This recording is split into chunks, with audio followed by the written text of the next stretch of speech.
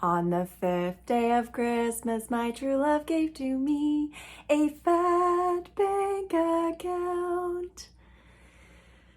A healthy mind and body, stunning good looks, feeling really loved, and all of my heart's greatest desires. Welcome back to my channel. It is Hillary Jubilee. We are on day 5 of the Self-Concept Challenge, 12 Days of Christmas Self-Concept Challenge. And today is a topic that I have been really focused on lately, and that is money. And we all have a self-concept in relation to money, okay? So what is your relationship with money? Does it feel like lack? Does it feel like not enough? Does it feel like you never know when your next bill's gonna be, how your bill's gonna be paid, how your rent's gonna be paid? Does it feel like fear? Does it feel like anxiety? Does it feel all of these negative things that, a lot of us feel towards money? Or does it feel like you always have just enough? Or does it always feel like, or are you good? Like, do you always feel like you are able to save and it's effortless to you? That could be the case for you. For myself, it's definitely an area that I have done a lot of work on and continue to do work on. Can always build on it, right? So, for myself, my story around money, basically I was raised by a single mother, and when I was younger, she was on welfare. So we were poor. I grew up in like a shitty part of Vancouver, and yeah, we just did not have money. It was like, there was never enough. It was a fear thing. Like we always had food. We had family members that would help us out and stuff, but, my clothes are from Valley Village, pretty much, things like that. Like I grew up not having a plethora of money. It was always like, work hard to make money. So I always had this belief ingrained in me, the more, I have to work hard to make money, I have to work a lot. And not saying that you don't have to work hard, but it's all a story. Like the way that I was kind of raised, or the way that I grew up and have this belief, is that trading time for money, right? And a lot of us do that. Trading time for money, and really just feeling like I have to work more to make more money. And that just leads to burnout, which is what I've learned. But I've always worked multiple jobs. Like it's always been like work, go, go, go. And I want to touch on this premise with masculine and feminine energy, which I just first heard of in relation to money from the Manifesting Money podcast, which is Anita May Aguilar, I think is her name. And she has a podcast, Manifesting Money podcast. And she has an Instagram page. And anyway, so she talks about this premise where, the masculine side of the masculine energy. So basically, regardless of if you're a woman, man, boy, girl, or anything in between, it does not matter. We all have both of these energies. It's like yin and yang. It's just like a balance. Some of us are kind of like leaning to one side or the other with masculine and feminine.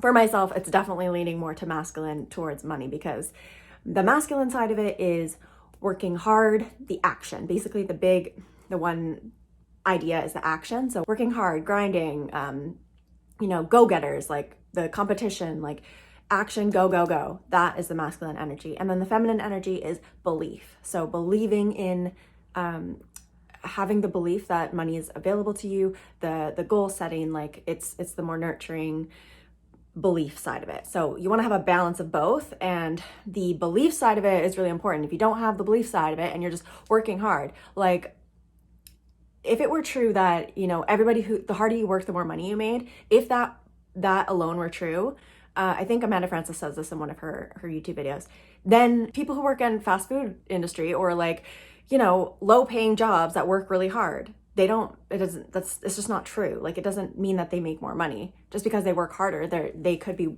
making $8 an hour.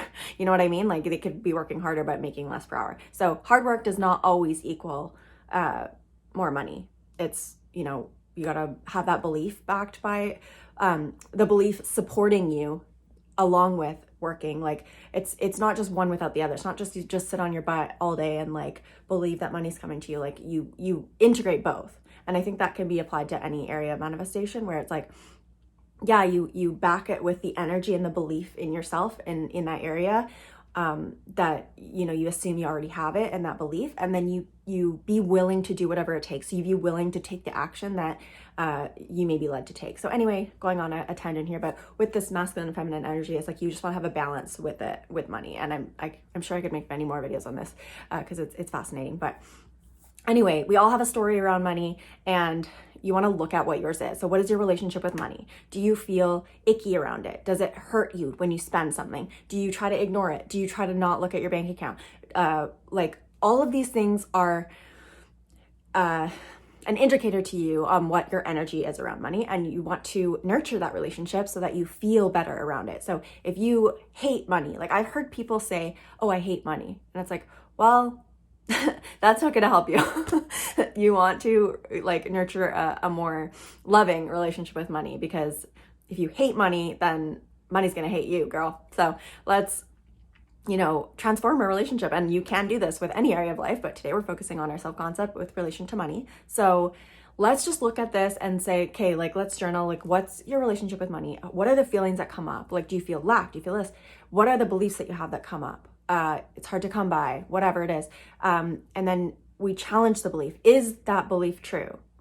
Like really look at it. Like, is this true? Because just because you've seen evidence in your life that something is true, we're always going to see evidence of our own beliefs. But is it ultimately true for everyone? Like, is this belief that's coming up, a belief is just a thought that we've continued to think. We might have inherited it from our childhood, from our parents, or from society, right? And these don't have to be true for us. So if it's not true, then if it's not serving us, then let's like look at it, let's scrutinize it, let's prove it wrong, and then let's change it. let's choose a belief that actually serves us. So I challenge you to like write in your journal a bit about like what your relationship is with money, and if any beliefs come up, to try to like disprove those, and then choose a belief that you prefer to replace it with. So we may have been conditioned as a child to, we have to cling to money. We never know like when it's going to run out. Money doesn't grow on trees. We're told these things as a child, right? Or like, oh, we can't buy that because we don't have enough, or we can't afford that, or like things like that we hear when we're a kid, and then we absorb that. And then as we become an adult, we just like hold on to these beliefs. They just stuck with us. And it's our responsibility to overcome these and flip them so that we don't pass them on to yet another generation, right? Because these beliefs are just like, it's just unconscious. People who are unconscious, you're operating under all of these beliefs. If you're not into self-development, if you're not into learning about how, the laws of the universe and how things work like that, you may, like our parents may not have been aware of, how our beliefs are shaping their kids, right? And so since we are aware, it is our responsibility to become aware of these beliefs and to shift them so that we're not passing that on to even more generations. Like, if we have a belief that, being rich makes you a bad person, that's just not true. Like, money amplifies who you are. So the more money that you have, if you're a rude person, there's plenty of people who are poor who are rude, right? That might amplify, if somebody who is rude was given a bunch of money, that might amplify that rudeness. Or for example, if you're kind-hearted and have, good intentions, and then you're given a bunch of money, you have more resources to use that kind-heartedness and good intentions with. So you are raising the vibration of the planet, you're raising you're spreading value when somebody who is a good person is given more money. So that's why us conscious people need to learn to shift our beliefs around money so that we can, fund the world. Like, money is meant to be spent and saved and given and circulated. Like, it's just energy. It's meant to go around. There's no, it doesn't mean anything. It's just energy. So we just attach meanings to it. So let's, again, like look at our beliefs and shift them and begin to, do some work in that area if it's something that you feel like you could improve on, right? All right. So here are some affirmations for money, and please comment your favorite below. I will comment mine below. And what is your favorite one about money? Comment it below for me. Here they are. All right. I am secure. I love having freedom to buy whatever I want. Money is always flowing to me. I feel taken care of and supported by money. I am good with money, and money comes easily to me. So comment your favorite one below. I really would love to hear as well how you're doing with the self-concept challenge, how you're liking it. Tag me in your story if you would like to share the challenge, and that would make my day. So thank you for being here. I love you very much, and I will see you later. Bye.